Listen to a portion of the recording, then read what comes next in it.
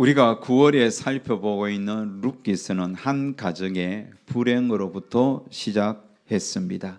그 불행은 사랑하는 가족들의 죽음이었습니다. 여러분, 가족들의 죽음보다 더 큰 아픔, 불행이 어디에 있겠습니까? 사람이 나이가 차서 기운이 다 빠지고 정말 숨 쉴 기운조차 없어서 세상을 떠나고 죽음을 맞이하는 것은 복입니다. 여러분 모두 그런 복을 받기를 주의 이름으로 축원합니다. 하지만 여러분, 질병이나 예기치 않는 어떤 사건이나 사고로 갑작스럽게 죽음을 맞이한다는 것은 참으로 안타깝고 불행한 일입니다. 가족을 잃은 한 가정으로부터 출발한 룻기서는 온통 잿빛 하늘과 같이 어둡고 침침합니다. 하지만 룻기서가 2장, 3장, 4장 거듭될수록 그 어둠은 조금씩 그치고 마치 아침 햇살같이 돋아나는 아침 햇살같이 빛이 비추어지기 시작하지요. 이렇게 그 가정의 빛이 비추어지는 그 과정 속에 그 빛이 비추어지는 원인은 바로 헤세드입니다. 헤세드의 빛을 비춘 자들이 보아서요 룻입니다. 룻기서는 하나님이 전면에 나타나지 않습니다.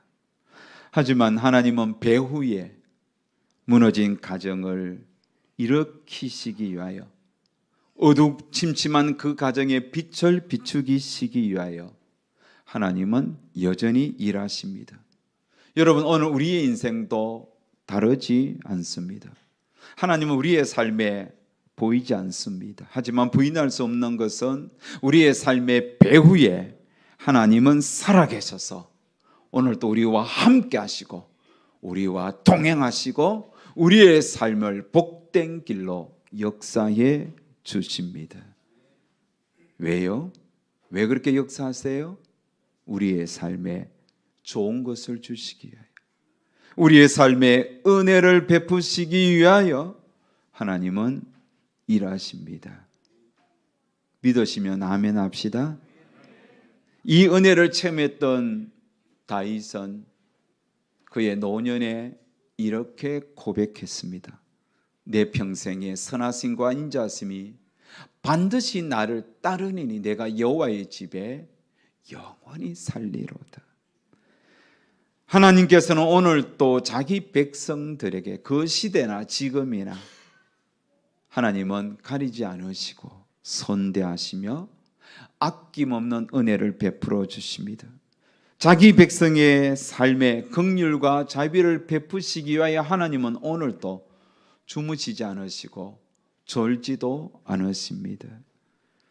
룻기 배후에 하나님이 역사하셨듯이 오늘 우리의 삶의 배후에 여전히 살아계신 하나님이 역사하십니다. 여러분, 인생이 힘듭니까? 고단합니까? 낙심이 됩니까? 하나님이 계십니다. 하나님이 도우십니다. 하나님이 여러분의 인생에 빛을 비추어 주시고 계십니다. 그러니 용기와 힘을 얻으시기를 주의 이름으로 축원합니다. 자, 오늘 룻기서의 4장은 3장의 연장선상에 있습니다. 나오미는 보아스에게 룻에게 행한 헤세드를 듣고 영적인 예민함이 이렇게 다시 살아납니다. 그러면서 보아스가 룻에게 행하는 모습을 들으면서 나오미는 룻에게 무엇을 해야 할지 깨닫게 됩니다. 그래서 3장 1절에 보면 내 딸아, 내가 너를 위하여 안식할 곳을 구하여 너를 복되게 하여야 하지 않겠느냐. 그리고는 룻에게 보아스가 자신의 친족임을 밝히며 어떻게 행할 것인지 구체적으로 가르쳐 줍니다. 룻은 나오미가 시키는 대로 행했습니다. 룻이 행한 것은 3가지입니다. 첫 번째, 자신의 몸을 단장했습니다. 목욕했습니다. 기름을 발랐습니다. 그리고 의복을 갈아입었습니다. 그가 입은 의복은 많지도 않을 겁니다. 있는 옷들 중에 가장 깨끗한 옷으로 단정하게 갈아입었습니다. 나오미는 룻에게 몸을 단장하게 했습니다. 두 번째, 룻은 타작 마당으로 내려갔습니다. 그렇게 옷을 단장하게 입고는 타작 마당으로 내려갔습니다. 여러분, 타작 마당은 말 그대로 곡식을 타작하는 곳입니다. 곡식을 타작하기 위해서는 사방팔방 넓은 곳이어야 됩니다. 바람이 통하는 것이어야 됩니다. 그래서 알곡과 가라지를 충분히 골라낼 수 있는 곳이어야 합니다. 유대인들은 더욱 낮보다 해가 지는 저녁 무렵 그때부터 타작하기 시작하여 밤 늦게까지 타작합니다. 그리고 타작하는 곳이 한정되어 있기 때문에 그 타작 마당에서 자신의 곡식 더미를 가지고 와서 타작하려고 하는 사람들이 줄을 서서 기다립니다. 순서를 이렇게 정하고 기다리는 겁니다. 그래서 자신의 순서를 기다리면서 어떤 사람은 자신의 곡식 딱 더미에서 잠시 주무시기도 하는 겁니다. 이렇게 타작마당은 타작한다고 분주하고 바쁘지만 그럼에도 그 타작하는 사람들의 얼굴에는 여유와 기쁨과 기대가 가득 차 있는 것입니다. 세 번째로 여러분, 룻은 보아스의 발치에 이불을 덮고 누웠습니다. 보아스도 자신의 타작 순서를 기다리며 자신의 곡식 닭더미에 누웠습니다. 풍성한 곡식을 거두었으니 얼마나 여러분 마음이 즐겁고 좋겠습니까? 타작 이후에 얻게 될 그 곡식의 양을 기대하면서 흐뭇하고 행복합니다. 그러면서 보아스도 자신의 타작 순서를 기다리면서 스르르 잠이 들었습니다. 그때 룻이 조용히 보아스가 누운 그 발치에 가서 이불을 들고 누웠습니다. 뭔가 인기척이 느껴집니다. 보아스가 깨서 보니 한 여인이 누워 있습니다. 놀라서 묻습니다. 내가 누구냐? 나오미는 룻은 대답합니다. 3장 9절에 보면 나는 당신의 여종 룻이오니 당신의 옷자락을 펴 당신의 여종을 덮어소서. 그러자 보아스는 놀라운 말을 합니다. 내 딸아, 여호와께서 내게 복 주시기를 원하노라. 내가 가난하건 부하건 젊은 자를 따르지 아니하였으니 내가 베푼 인애가 처음보다 나중이 더하도다. 그리고 이제 내 딸아, 두려워하지 말라. 내가 내 말대로 내게 다 행하리라. 내가 현숙한 여자인 줄을 나의 성읍 백성이 다 아느니라. 보아스는 룻에게 복을 선포합니다. 밭에서 종들에게 복을 선포했던 은혜를 베풀었던 그 보아스의 모습이 이제는 룻에게 그대로 다시 전해지고 있습니다. 그러면서 룻이 행한 인의 헤세드가 처음보다 점점 나중이 더 크고 많다고 말을 합니다. 보아스는 그 밤에 자신에게 온 룻의 행동을 이상하게 여기지 않았습니다. 도리어 룻이 왜 자신에게까지 이 밤에 찾아왔는지 금방 알아차립니다. 아마 보아스는 룻의 행동을 통하여 자신의 친종 나오미가 보냈을 것이라고 알아차립니다. 그러면서 보아스는 룻에게 아주 중요한 말을 합니다. 그 말이 무슨 말일까요? 3장 12절을 보면 참으로 나는 기업을 물을 자이나, 기업 물을 자라는 이야기를 합니다. 룻은 그 기업 물을 자라는 이야기를 이미 나오미를 통하여 들었고 그 기업 물을 자 중에 한 분이 보아스임을 룻도 알고 있었습니다. 2장 20절에 보면 그 사람은 우리와 가까우니 우리 기업을 물을 자 중에 하나이니라. 나오미가 룻에게 한 말이에요. 그 말을 이미 들었는데 알고 있는데 보아스가 룻에게 그 말을 또 언급한 겁니다. 여러분, 기업 물을 자, 이 기업 물을 자라는 이 단어가 룻기서는 계속 반복되는데 기업 물을 자란 무엇일까요? 히브리어로 고엘이라고 합니다. 고엘. 고엘이라는 것은 어려움에 빠진 친척을 구제해 주는 사람을 뜻합니다. 하나님은 여호수아를 리더로 세워 약속하신 가나안 땅을 정복하게 했습니다. 가나안 땅 정복 후에 하나님은 이스라엘 백성들에게 아주 중요한 일을 한 가지 더 합니다. 여러분, 그 일이 뭐죠? 땅을 분배하는 일이었습니다. 하나님은 이스라엘의 12지파별로 땅을 분배해 주었고, 분배받은 지파들은 각 족속별로 또 땅을 분배해 주었고, 그 족속에서 또 각 집안에 각 사람별로 땅을 분배해 주었습니다. 분배한 땅은 하나님이 주신 땅입니다. 그래서 하나님이 주신 땅은 그 어떤 경우에도 잃어버리지 말아야 합니다. 하지만 여러분, 사람이 살다 보면 땅은 사고 팔고 그렇게 왔다 갔다 하면서 잃기도 하고 얻기도 하지 않습니까? 그래서 하나님께서는 원래 그 땅은 하나님이 주신 땅이니까 그 땅이 이 지파에서 다른 지파로 옮겨가지 못하도록 각 지파에서 결혼하게 했고, 또 어떤 일들로 인하여 잃어버린 땅은 다시 원주인에게로 되찾아주기 위하여 만든 법이 있는데, 그 법이 바로 고엘 제도입니다. 고엘은 여러분, 아까도 이야기했지만 어려움에 빠진 친척을 구제해 주는 사람을 고엘이라는 거예요. 기업 물을 잘하는 거예요. 그래서 당시에 고엘은 세 가지 형태로 실현되었습니다. 첫 번째로는 복수해 줍니다. 대신 복수해 주는 거예요. 민수기 35장 18절 19절에 보면, 만일 사람을 죽일 만한 나무 연장을 손에 들고 사람을 쳐 죽이면 그런 살인한 자니 그 살인한 자는 반드시 죽일 것이니라. 피를 보복하는 자는 그 살인한 자를 자신이 죽일 것이니 그를 만나면 죽일 것이요. 억울하게 누군가가 피해를 당했다면 보복하라는 거예요. 그런데 피해를 당한 그 가족 중에 보복할 사람이 없으면 그 피해 당한 자의 가장 가까운 친족이 대신 보복해 주라. 그래서 대신 보복해 주는 그 자가 고엘입니다. 그래서 고엘의 첫 번째 형태는 대신 보복해 주는 거예요. 그런데 정말 부지 중에 죽일 마음이 없었는데 나무하다가 도끼자루가 빠져서 사람을 죽이면 고엘이 보복할 수 있으니까 그런 자를 위하여 하나님께서는 도피성을 예비해 놓아서 글로 빨리 피하라, 이런 제도도 주신 것이죠.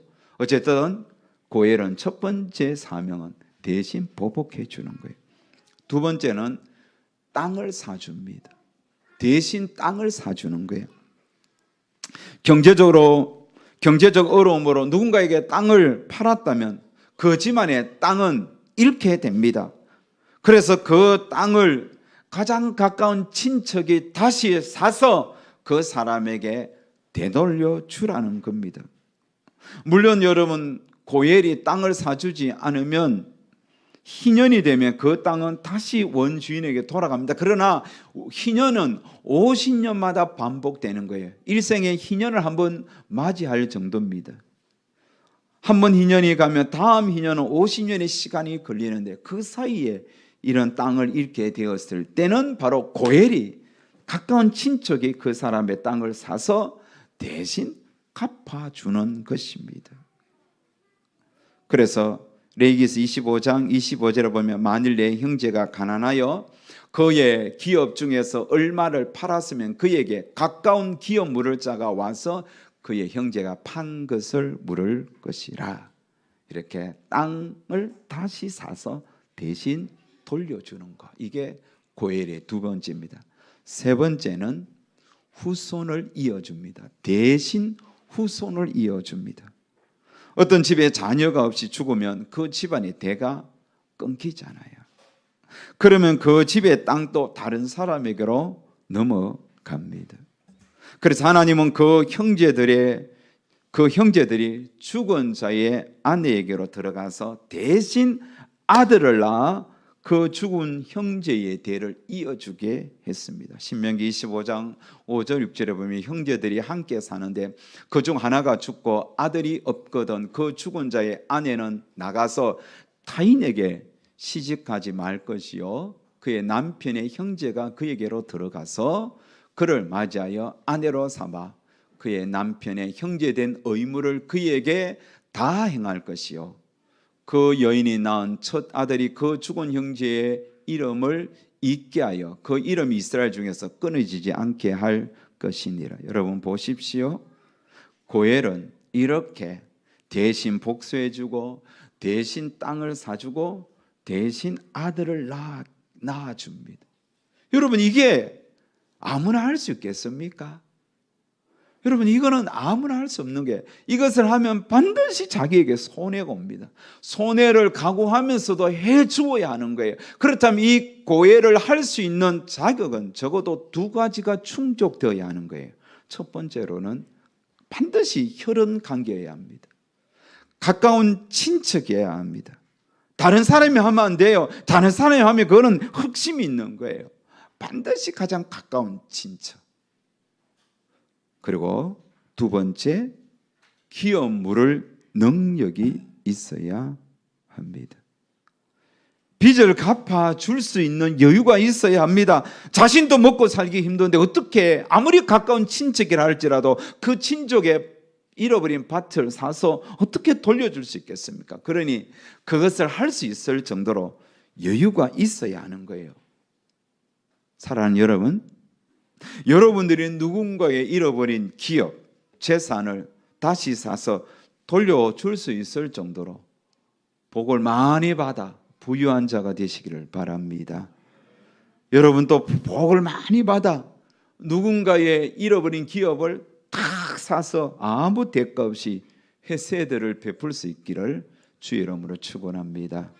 여러분이 복 많이 받아서 교회에서 뭔가 이렇게 일을 할 때 여러분들이 여러분의 가진 그 재산 일부를 떼서 주를 위하여 헌신하시고 또 그렇게 하나님 앞에 헌신하면서도 기쁨이 넘치는 그런 헤세드를 실천했던 보아스와 같은 부자가 되시기를 주의 이름으로 축복합니다. 자, 이렇게 엘리멜렉의 기업 물을 자 책임을 가진 자, 이런 자는 이 베들레헴에서 두 사람밖에 없었습니다. 두 사람 다 가까운 친척입니다. 대신 물어줄 수 있을 정도로 부유한 자들입니다. 그 두 사람이 누굽니까? 그 두 사람 1순위의 이름이 없습니다. 그냥 아무개십니다. 왜 이름을 밝히지 않았습니까? 룻기서 저자는 이 인간은 밝힐 필요가 없기 때문에 밝히지 않았습니다. 하지만 그는 룻의 가정의 기업을 이어줄 첫 번째 1순위입니다. 아무개시. 두 번째가 보아스입니다. 보아스는 그 아무개시를 만나기 위하여 성문으로 갔습니다. 요즘처럼 국가가 치안을 담당하는 때가 아닙니다. 그러니 당시 사람들은 성을 짓고 그 성 안에 모여서 살았습니다. 하지만 여러분, 성은 인구 밀도가 높을 수밖에 없습니다. 그 성은 아무나 들어갈 수 있는 곳이 아니잖아요. 어떤 공공기관, 청사와 같은 공공건물이 들어갈 것이고, 또한 그 성 안에 부자들이 들어가서 살게 될 것입니다. 그러다 보니 당시 팔레스타인의 성 안에는 지금의 뉴욕의 인구 밀도보다 높았다는 그런 연구 결과가 있습니다. 그 높을 수밖에 없잖아요. 성이 그렇게 넓게 지을 수 없잖아요. 일정한 기간에 성을 지으면 공공건물이 들어가고 그 땅값이 얼마나 비싸겠습니까? 그러니 부자들이 그 안에서 살게 되고 나머지는 그 성 밖에 이렇게 성곽을 따라 집을 짓고 살게 되겠죠. 그러다가 유사시에 적이 쳐들어오면 빨리 성 안으로 들어가서 몸을 피해야 하는 겁니다. 자, 그러다 보니 성문은 안에 있는 사람, 밖에 있는 사람의 출입이 잦은 곳입니다. 그리고 밖에 밭이 있잖아요. 그래서 밭에서 일하고 저녁에 성 안으로 들어가는 사람도 있는 거, 낮에는 아침에 나가서 일하는 사람이 있고, 또 여러분 성 안에 장사하기 위하여 들락날락거리는 장사치들도 있을 거 아닙니까? 그러다 보니 성문은 앙과 박을 출입하는 자들로 인하여 항상 북적거렸습니다. 때로는 여러분 그 성문에는 어떤 시시비비를 가리는 법정이 열리기도 했습니다. 그래서 어떤 자가 어떤 문제가 생기면 이 문제를 해결하기 위하여 성문으로 옵니다. 그리고 성문에서 어떤 것이 옳은 것인지 판단을 받기도 했습니다. 보아서는 지금 성문에 와서 앉았습니다.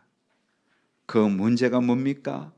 기업 물을 자의 순서를 어떻게든 이게 확정을 지어야 하니까 마침 그 기업 물을 자 아무개 씨가 성문 앞으로 지나갑니다. 보아스가 그를 부릅니다. 4장 1절, 아무개여 이리로 와서 앉으라. 분명히 그에게는 이름이 있었을 거예요. 하지만 성경은 밝히지 않습니다. 그냥 아무개여, 아무개시 이리 와 앉으세요. 보아스는 10명의 장로들도 불렀습니다. 정인인 겁니다. 사람들이 구경 삼아 그 자리에 모였습니다. 보아스는 아무개 씨에게 엘리멜렉의 땅을 사라고 말을 합니다. 엘리멜렉이 일정한 땅을 가지고 있었지만 이제는 자기도 죽고 두 아들도 죽고 그 밭에서 일할 장정이 없습니다. 남자가 없습니다. 그래서 팔아야 하는데 그 밭을 이 아무개 씨가 첫 번째 사줄 사람이니까 사라는 것입니다. 아무개 씨가 순간적으로 머리를 굴립니다. 상당히 머리 좋은 사람인 것 같아요. 자, 엘리멜렉의 밭을 사면 그 밭의 주인은 나오미잖아요. 근데 나오미는 나이가 많습니다. 늙었습니다. 그리고 그가 살아있는 동안 곡식을 책임지다가 그가 죽으면 더 이상 상속자가 없으니 자기 것이 되는 거예요. 계산이 되잖아요. 이익입니다. 오케이, 사겠다. 그렇게 말을 했습니다. 그때 보아스가 말합니다. 4장 5절, 보아스가 이르되 내가 나오미의 손에서 그 밭을 사는 날에 곧 죽은 자의 아내 모압 여인 룻에게서 사서 그 죽은 자의 기업을 그의 이름으로 세워야 할지니라.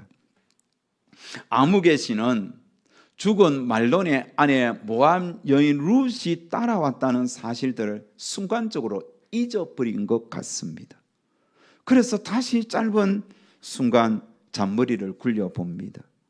엘레멜렉의 밭을 살 때는 그 밭만 사는 것이 아니라 말론의 아내였던 룻을 자신의 아내로 맞이해야 됩니다. 자기 아내 있잖아요. 아내를 맞이하고 그 룻에게서 아들을 낳아줘야 됩니다. 또한 그 아들을 낳으면 그 엘레멜렉의 밭을 그 아들에게 고스란히 물려줘야 되는 거예요. 딱 보니까 손해잖아요. 내가 왜 그 짓을 해? 내가 왜 사서 고생해? 하지 않겠다. 마치 바둑을 뜨다가 지면 돌을 던지듯이 졌다. 나는 내 권리를 포기한다. 그렇게 자기의 권리를 포기했습니다. 왜 포기했습니까? 손해보기 싫기 때문입니다. 자, 그렇게 권리를 포기하면서 그는 신발을 벗었습니다. 기업물을 그 권리를 포기하겠다는 뜻으로 신발을 벗습니다. 신발을 벗는 행동을 보아스가 보았습니다. 10명의 장로들이 보았습니다. 그곳에 모인 모든 사람들이 보았습니다. 정인이 되었습니다. 신명기서에는 기업 물을 자의 책임을 포기한 자에게 그를 향하여 이렇게 말씀합니다. 어떤 사람이 아들이 없이 죽었습니다. 그러면 그 형제 누군가가 그 죽은 형제의 아내에게 들어가서 아들을 낳아 가문을 이어줘야 합니다. 그런 법을 계대 혼인법이라 이야기하죠. 그런데 만약 아들을 낳았는데 죽은 형제가 그 기업을 아들에게 넘겨 이어줘야 하는데 그 의무를 싫어하면 어떻게 할까요? 신명기서 25장 9절 10절에 이렇게 말씀합니다. 그의 형제의 아내가 장로들 앞에서 그에게 나아가서 그의 발에서 신을 벗기고 그의 얼굴에 침을 뱉으며 이르기를 그의 형제의 집을 세우기를 즐겨 아니하는 자에게는 이같이 할 것이라 하고 이스라엘 중에서 그의 이름을 신 벗긴 받은 자의 집이라 부를 것이니라. 방금 읽은 말씀대로 고엘의 의무를 행하지 아니하겠다는 자에게 세 가지의 수치가 일어납니다. 첫 번째는 신벗김을 당합니다. 두 번째는 얼굴에 침뱉음을 받습니다. 세 번째는 신발 벗긴 자의 집이다, 고해를 포기한 집이다 그러면서 손가락질 받는 거예요. 신벗김 받은 자의 집, 아주 수치스러운 집, 그런 어떤 낙인이 찍히는 겁니다. 아무개 신은 자신의 권리를 포기하면서 신을 벗었습니다. 여러분, 신명기 법전이 주어지고 시대가 또 흘렀으니 이때는 사사시대니 얼굴에 침 뱉었다는 말씀은 없습니다. 하지만 아무개 신은 그 베들레헴에서 신벗긴 자의 집이란 수치를 그때부터 받게 된 거예요. 자신의 권리를 포기한 집이라는 그런 소리를 듣게 되는 거예요. 보아스는 이제 정식적으로 엘리멜렉의 밭을 사는 고엘이 되었습니다. 그래서 밭을 샀습니다. 그리고 룻을 아내로 맞이했습니다. 그리고 룻에게서 아들이 태어납니다. 그 아들의 이름이 오벳입니다. 오벳은 다윗의 할아버지입니다. 룻은 다윗의 정조모 반열에 오르게 되죠. 서두에도 말씀했지만 룻기서의 전면에는 하나님이 나타나지 않습니다. 하지만 우리는 룻기서 배후에 하나님이 일하고 계심을 느낍니다. 하나님은 룻이 보인 헤세드를 통해서 자신을 나타내었습니다. 하나님은 엘리멜렉 잃어버린 기업을 되찾아주기 위하여 분주히 일하는 보아스의 모습 속에서 하나님의 모습이 보였습니다. 하나님은 살몬, 보아스, 오벳, 이세, 다윗으로 이어지는 계대간 계승을 통해서도 하나님이 일하고 계십니다. 이렇게 모든 이어짐과 관계의 중심에 헤세드를 베풀어 주시는 하나님의 모습이 숨겨져 있습니다. 여러분, 오늘도 또 마찬가지입니다. 하나님은 우리의 잃어버린 구원의 기업, 천국 기업을 찾아주시기 위하여 일하셨습니다. 하나님의 일하심은 아담과 하와가 잃어버렸던 그 에덴의 영광, 하나님 나라 천국의 그 기업을 되찾아주시기 위하여 친히 이 땅에 고엘의 몸이 되어서 오셨다는 겁니다. 그분이 예수 그리스도이십니다. 예수님은 우리의 잃어버린 기업을 완성해 주시고 찾아주시기 위하여 친히 십자가를 지시고 죽었습니다. 그리고 그 죽음으로 끝난 것이 아니라 죽음을 이기시고 부활하셨습니다. 예수님은 죽음과 부활을 통하여 우리에게 영원한 기업을 되찾아 주었습니다. 천국 기업을 이어가게 했습니다. 그래서 에베소서 1장 7절에 보면 우리는 그리스도 안에서 그의 은혜의 풍성함을 따라 그의 피로 말미암아 속량고 제사함을 받았느니라. 히브리서 9장 15절에 이로 말미암아 그는 새 언약의 중보자시니 이는 첫 언약 때의 범한 죄에서 속량하려고 죽어사 부르심을 입은 자로 하여금 영원한 기업의 약속을 얻게 하려 하심이라. 그렇습니다. 우리는 예수 그리스도로 말미암아 사탄 마귀가 해방 놓고 끊어버렸던 영원한 기업, 하나님의 나라를 이어가게 되었습니다. 그 기업은 썩지 않습니다. 더럽히지 않습니다. 쇠하지 않습니다. 영원한 하나님 나라의 기업입니다. 우리가 받은 이 하늘 기업을 누가 빼앗아 갈 수 있겠습니까? 영원합니다. 이 영원한 기업을 우리는 받았습니다. 우리 배후에 보아스가 보인 헤세드를 몸소 실천하신 예수님 때문에 우리는 오늘 주님 앞에 부름을 받아도 영원한 기업, 하나님 나라에 당당하게 올라갈 수 있습니다. 그러니 여러분, 우리 모두 힘내고 하나님 나라를 소망하면서 이 험한 세상 믿음으로 승리하시기를 주의 이름으로 축복합니다.